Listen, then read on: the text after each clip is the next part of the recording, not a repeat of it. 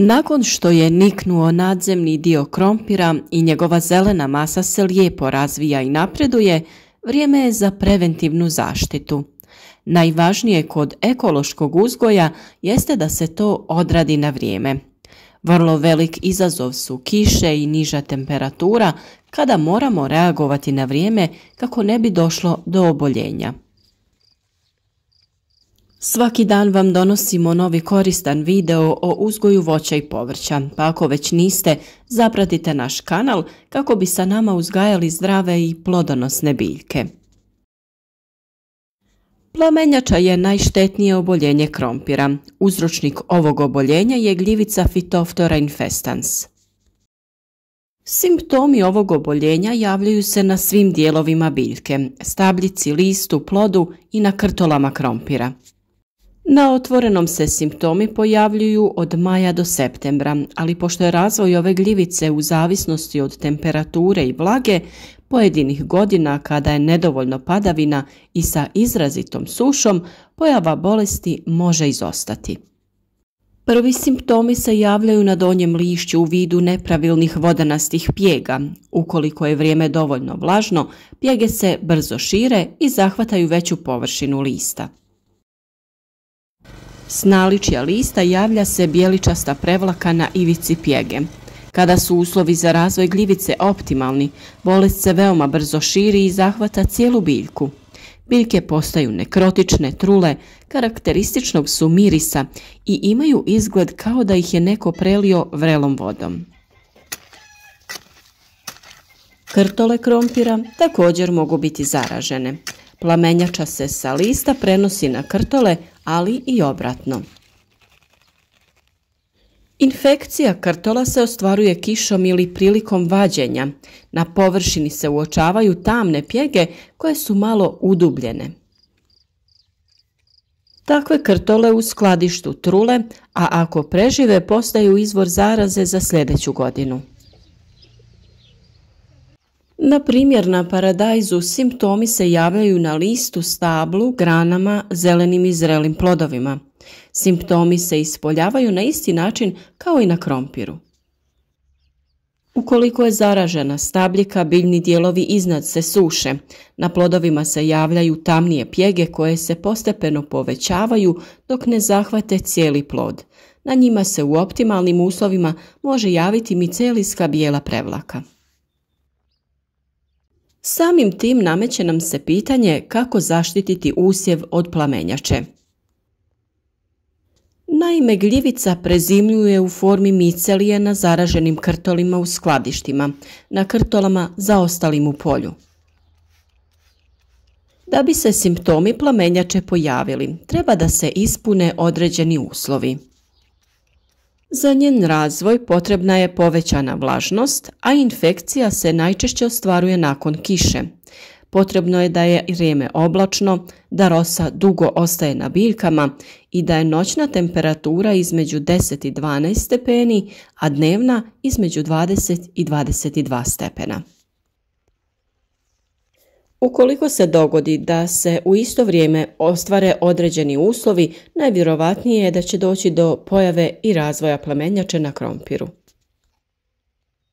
Da bi zaštitili usjev od plamenjače, potrebno je učiniti nekoliko stvari. Za sadnju treba izabrati odsjedite parcele koje nisu u sjeni. Na ovaj način izbjećemo dugo zadržavanje rose na listovima. Važno je i poštovati plodored. Najbolje je da biljke iz porodice Solanaceae, krompir, paradajz i patliđan dođu na isto mjesto tek nakon 4 do 5 godina. Vrlo je važno na parcelama uništavati samonikle biljke krompira. U jesen uklanjati biljne ostatke jer mogu biti izvor zaraze za sljedeću godinu. Upotreba zdravog i dezinficiranog sjemena i krtola je od ključne važnosti. Potrebno je birati i sorte koje su prirodno otpornije na ovu gljivicu. Kako bi naše biljke zaštitili na vrijeme, bitno je da se vrši redovni pregled, najbolje u jutarnjim satima dok je rosa, jer se tada simptomi najlakše uočavaju. Kod sjetve i sadnje potrebno se pridržavati optimalnog razmaka. Na taj način će se biljke brže sušiti poslije kiše i neće biti preblizu jedna drugoj. Vrlo je važno i malčirati tlo i đubriti biljke biljnim hranjivima, a tu ubrajamo koprivu, preslicu i maslačak. Kod ovakvih oboljenja preventiva je najbitnija, zato se preventivno biljke poslije svake kiše trebaju tretirati raznim pripravcima ili odmah preventivno razmacima od 7 do 15 dana. Vrlo je važno i da je tlo obrađeno kako treba i da je bogato hranjivima, kako bi biljka mogla da se kvalitetno razvija. Dobro uhranjena biljka je i zdrava i otporna na oboljenja i napad štetnika. O načinu sadnje i općenito uzgoja krompira već smo dosta govorili, pa takve videe možete pronaći na našem kanalu. Preventiva je kod ekološkog uzgoja najbitnija, pa vam upravo zato donosimo najkorisnije pripravke i recepte kako ih napraviti. Jedan od takvih je i pripravak od mlijeka. 1 litra mlijeka razredi se sa 10 litara vode. Ovako pripremljen preparat mora se odmah upotrijebiti. Ukoliko se koristi pasterizirano mlijeko, količina vode se može smanjiti do najmanje 5 litara.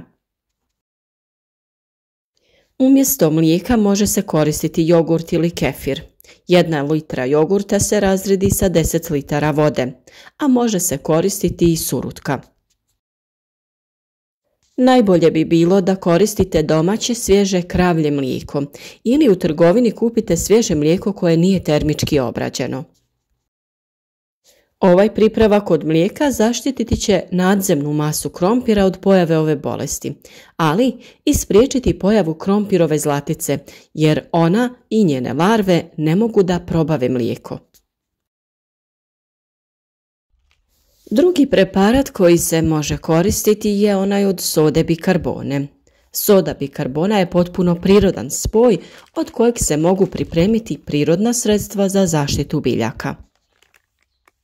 Ukoliko ste privrženi ekološkom načinu uzgoja, onda informacija o korištenju sode bikarbone u vrtu za vas može biti korisna, jer ovo sredstvo sprječava razvoj patogena i parazita koji napadaju vaše biljke.